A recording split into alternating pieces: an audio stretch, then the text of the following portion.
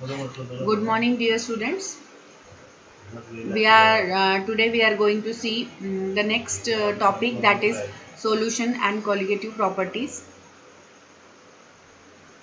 In the first lecture, we have seen about the mole concept.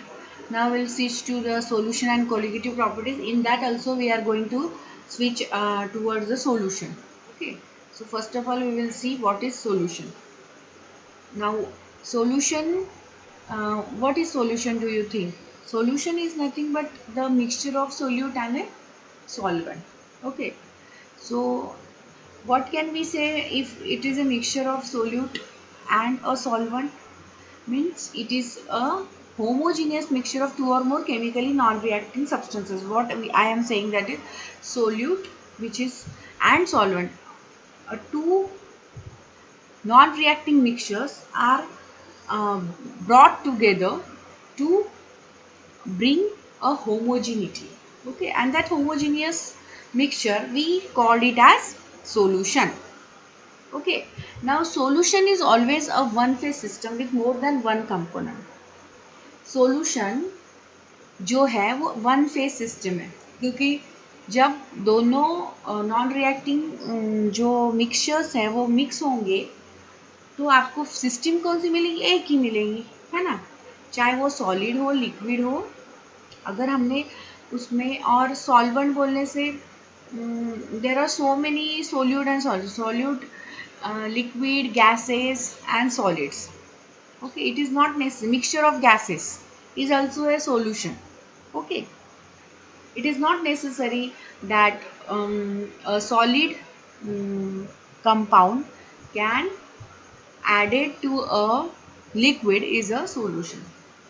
Solid solid भी solution होता है, gas gas भी solution हो, solid liquid भी होता है, solid gas. So there are ample of such examples. For if we see the example of solution, then we can say that is liquid plus gas, that whatever beverages you are drinking, जैसे कि हम लोग Coca Cola है, Pepsi है, so this is one of the mixture. Okay, so वो एक one phase हो जाता है, वन फेज एंड एक ही सिस्टम बनती है उसकी.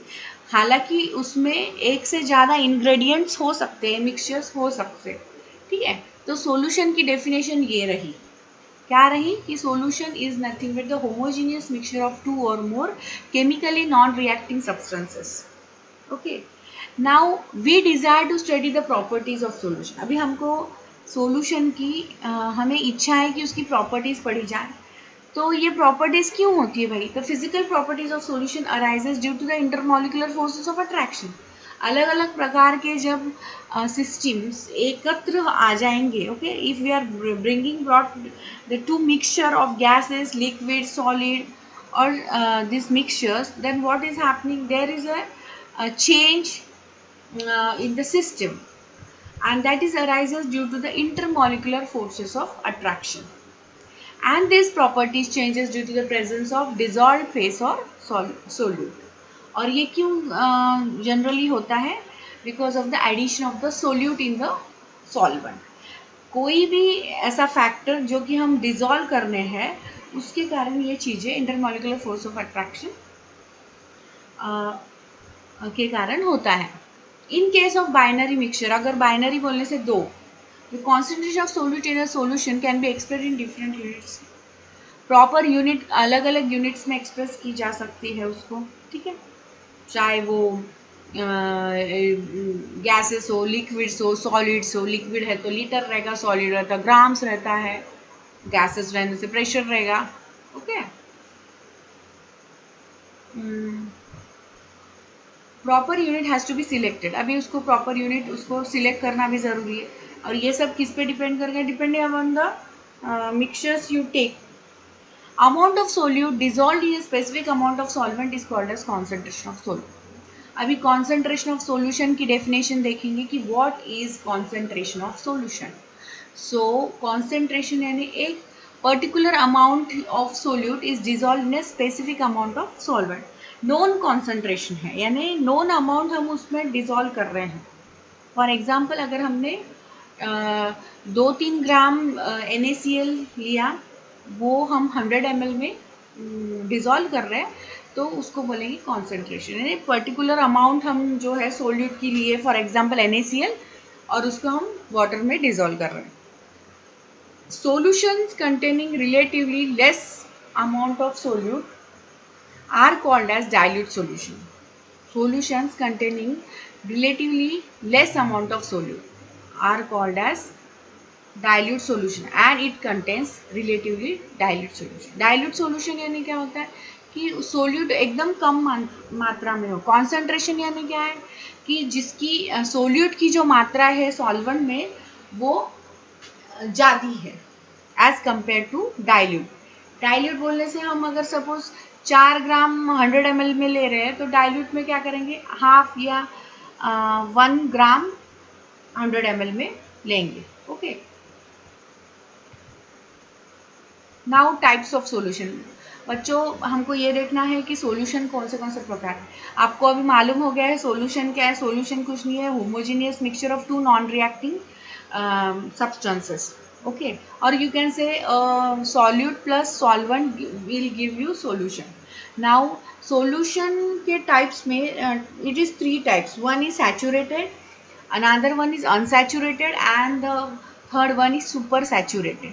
अब हम लोग देखेंगे कि सैचुरेटेड सॉल्यूशन क्या है. In a saturated solution the solvents hold as much solute as possible. Saturate यानी क्या होता है कि सपोज हमने 50 ml ऑफ वाटर लिया है और उसमें हम लोग फॉर एग्जांपल हम 1 ग्राम ऑफ बेंजोइक एसिड ले रहे हैं, NaCl, कोई भी सोल्यूट हम ले रहे हैं, ठीक है, ऑर्गेनिक है इनऑर्गेनिक है, उसमें हम डालते जा रहे हैं, ठीक है, तो वो क्या हो रहा है, सैचुरेट हो रहा है ना. वी आर एडिंग जितना सॉल्वेंट की कैपेसिटी है उतना वो सोल्यूट को हम ऐड करते जा रहे हैं, तो वो क्या होगा, सैचुरेशन पॉइंट यानी क्या कि बस जैसे ही सॉल्वेंट बोलेगा अभी इसके आगे मैं उसको डिसॉल्व नहीं कर पाता, उसको सैचुरेटेड सॉल्यूशन बोलेंगे. यानी similar amount of solid and solvent is getting dissolved to give a solution, and when the rate of dissolving equals the rate of crystallization, dynamic equilibrium is attained. जैसे कि जो solvent की प्रक्रिया है वो उसकी एबिलिटी खो देता है. सॉल्यूट डाल के 1 ग्राम डाला, 2 ग्राम डाला, 3 ग्राम डाला 50 ml में, तो अगर हमने 45 ग्राम्स अगर डाल दिए तो सॉल्वेंट की कैपेसिटी ख़त्म हो जाएगी और इक्विलिब्रियम हो जाएगा, जहाँ पे जो सोल्यूट और सॉल्वेंट का जो इक्वेशन है या उसकी अमाउंट है वो सरीखी हो जाएगी. उस स्टेज को हम क्या बोलेंगे, सैचुरेशन यानी इसके आगे कोई चीज़ हो नहीं सकती.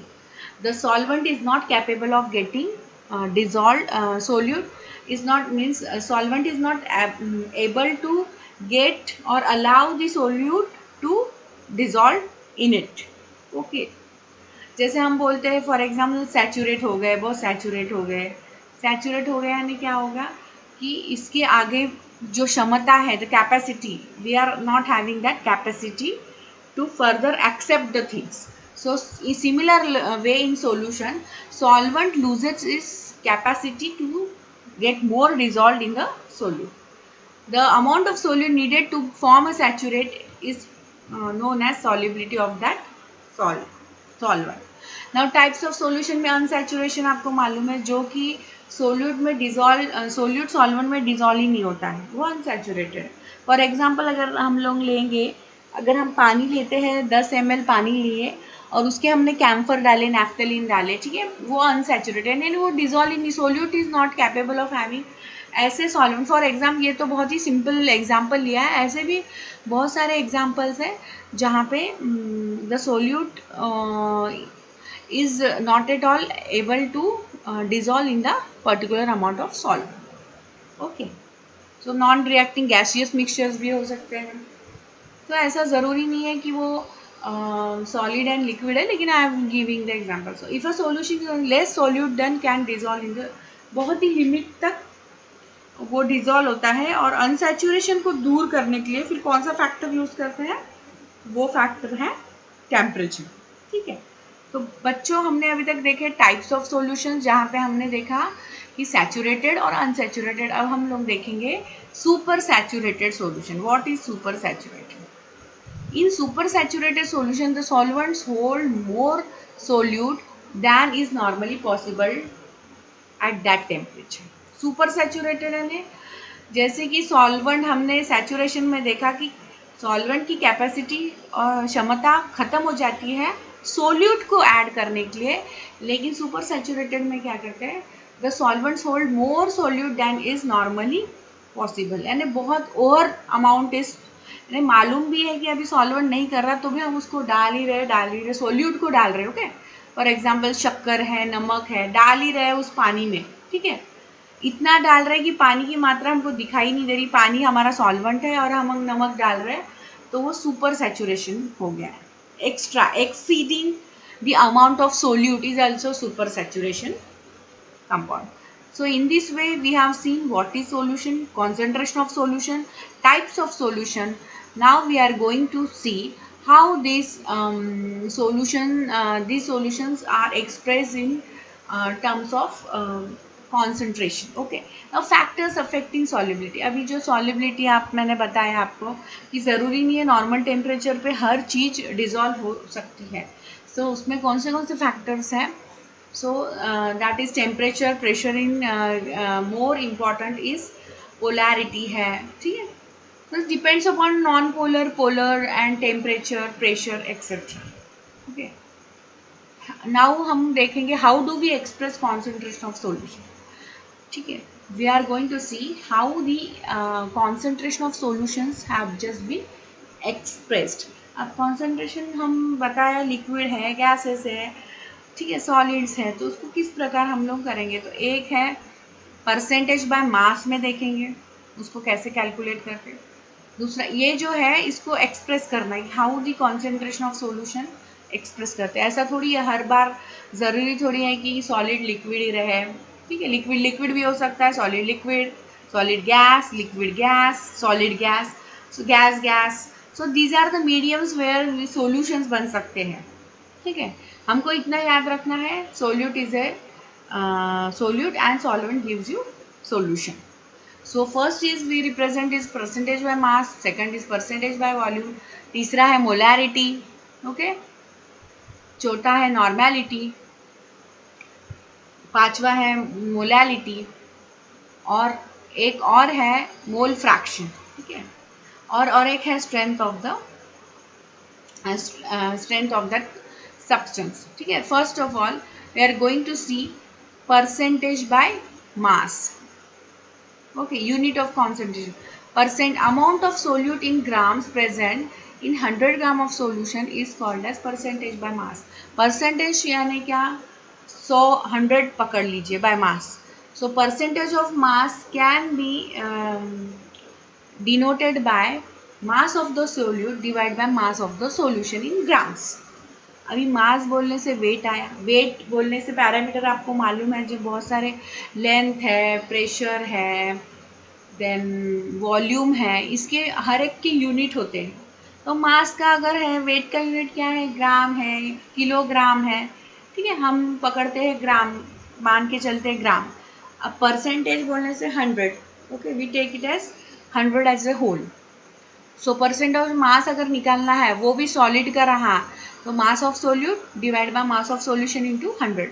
अब यहाँ पे देखते हैं कि सॉल्यूशन यानी क्या होता है बच्चों, सॉल्यूशन यानी कि like solvent plus solute. Now for example 5% of solution of NaCl in water means 5 gram of NaCl present in 95 ग्राम।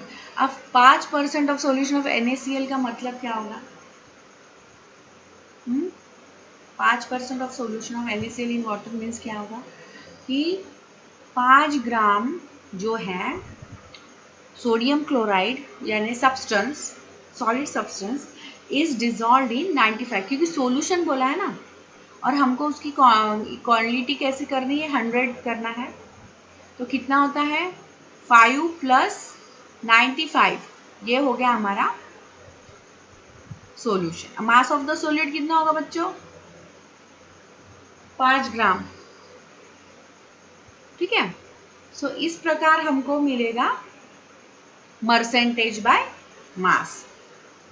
तो वही अगर हमने किया 5 डिवाइड बाय 100 इंटू 100 तो हमको यहाँ पे 5% ऑफ मास मिलेगा। अनदर एग्जाम्पल देखो, what is the percentage of mass of NaOH if 2.5 gram of NaOH are added to 50 gram of water. देखो ध्यान देखो कि जो वाटर है, हालांकि वाटर इज लिक्विड, लेकिन यहाँ पे बच्चों वाटर जो है वो ग्राम्स में है, यानी मास में दिया हुआ है, ना कि वॉल्यूम में दिया है। तो हम लोग पहला तो क्या देख रहे हैं कि concentration is expressed, okay, the solution is express in percentage by मास। अब परसेंटेज ऑफ मास का अगर हम एग्जांपल लेंगे तो mass of the solute divide by mass of the solution into 100। तो अभी कितना है मास, 2.5 ग्राम है, ठीक है। किस में ऐड किया है, वाटर में, यानी सॉल्यूशन बनाना है हमको, ठीक है। किसका सॉल्यूशन, NaOH का सॉल्यूशन, किसका, NaOH का सॉल्यूशन बनाना है बच्चों। So what is going to happen, और इसमें हमको ग्राम ही ले रहे हैं क्योंकि ये ग्राम में दिया है। अगर ये ml में देती तो हमारा परसेंटेज बाय वॉल्यूम होता, लेकिन हम क्या देख रहे हैं, परसेंटेज बाय मास। तो हम ये जो सॉल्यूशन है वो भी ग्राम्स में ही लेंगे। तो कितना परसेंटेज मास आता है बच्चों, 4.76% of solution is present. So what is the mass percentage of NaOH? So in this way we can calculate the percentage by mass, ठीक है। Now another example है, find the percent by mass in which 41 gram of NaCl and 30। फिर से यहाँ भी वही चीज़ है, ठीक है।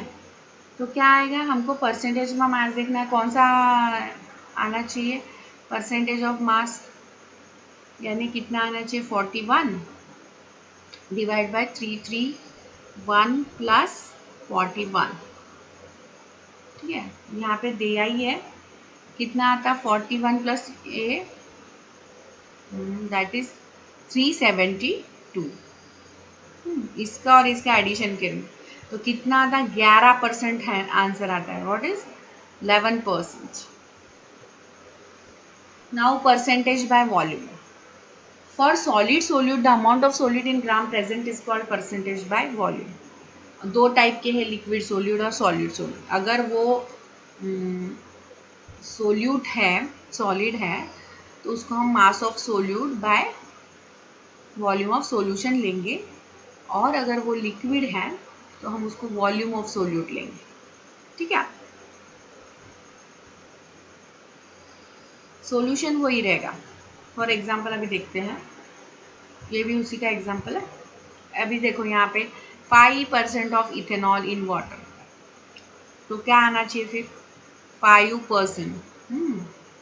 ये भी ml में आएगा, ये भी ml में आएगा, और ये 95 ml में आएगा, ठीक है, into 100 according to the formula. क्या आएगा, 100 cut 5। So in this way we can get the percentage by mass.